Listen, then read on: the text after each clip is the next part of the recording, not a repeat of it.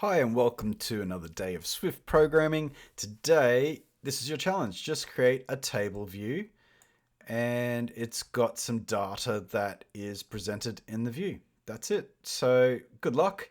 If not, follow along with me and we'll get something done. So let's get started. So boot up your Xcode and we'll get started with a new Xcode project.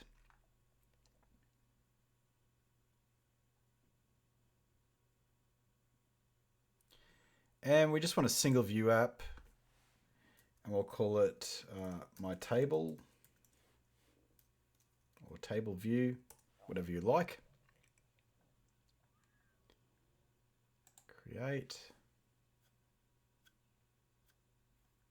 I'm just going to put it on desktop. All right, here we go. Now, what we have to do is we have to add a few things. This just starts with a view controller. And so what we're going to do is actually delete that.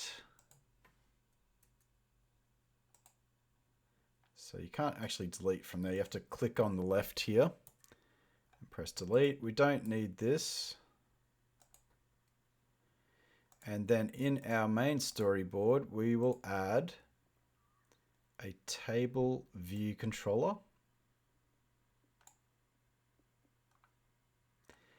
And click on that, no, the next one, which is our attributes, and make this the initial view controller too, so that it'll open to that. The other thing we need to do is give the cell a reuse identifier. So let's just call it cell, really simple. Okay, and now click onto our file area and create a new file and use the Cocoa Touch class. And we want a UI table view controller. I'll just leave it the default table view controller. If it's a settings page, maybe call it settings view controller, things like that. And it gives us a lot of template code, which is very useful for our table view. Now, one last important thing is make sure that our table view is hooked up to our new Swift file. So we call it, table view controller. Okay, that's the name of the class. You can check up the top here. There is your class name there.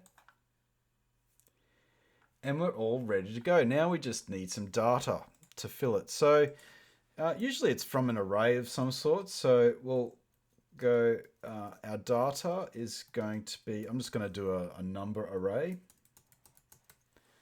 Nice and easy.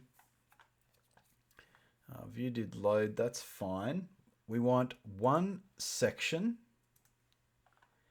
and the data here will be set to the amount of data in our array. So all we have to do is go data.count. That's done.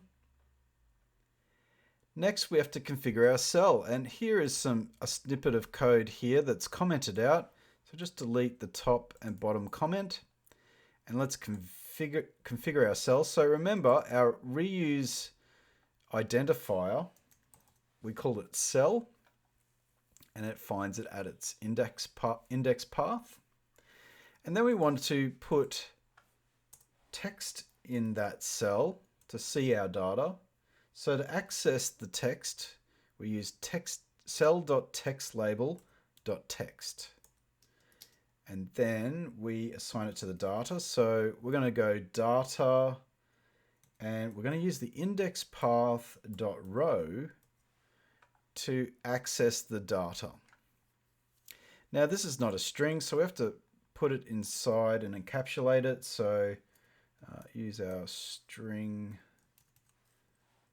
and there we go. So inverted commas, and we put it in the backslash rounded brackets that allows us to write non-string data into a string. All right, that's going well. The other one is Now where's that demo? Let's have a look at it. It's also got a check mark. So what we're going to do is we need the did select. So let's have a look if that's in here. Can move. So lots of interesting code you can check out. Okay, it's not here, but that's easy to find. What we just type in is, just type in did select. Let's see what comes up. There it is. Just press enter on that. And what we're going to do, if we do select it, we're going to change it to adding a check mark. And this is built into the cell. It's an accessory type. So we're going to go if let the cell, not vel, cell, equals tableview dot cell for row at index path. So if it's going to allow us to do that, then we want to change the accessory type to dot checkmark. All right, so that's done. And what we'll do is when we deselect it, so when you tap on it, it will, let's have a look at it, it'll select it. And it's also deselecting the previous one. So we're going to use deselect to change it from checked to not checked. So deselect,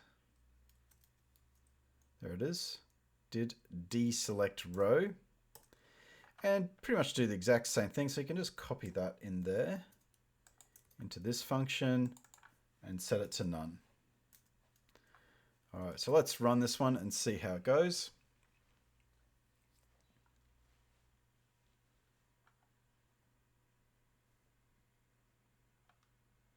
All right, great. So we've got our data being presented and we've got our check mark